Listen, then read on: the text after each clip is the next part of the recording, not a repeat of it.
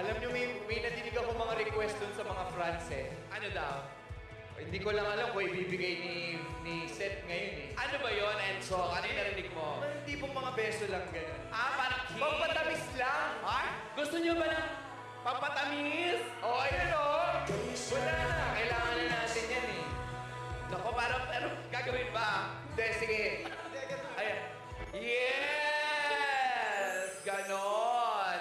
Siyempre naman, kasama natin ang Princess. At tawagin din natin ang ating director ng My Future You, Director Santo Aquino, together with their producer, Miss Rosel Monteverde. Ayan. Now, sa ating official photographer sa gitna, yung yellow yung camera. Ayan. Ayun pala, tinuturo. Okay, kuya, wala ka pala. Susunod, video naman po tayo. Ayan. Kakaway po lahat. Yes! Kita-kita tayo. Ang kahulugan ng Pasko.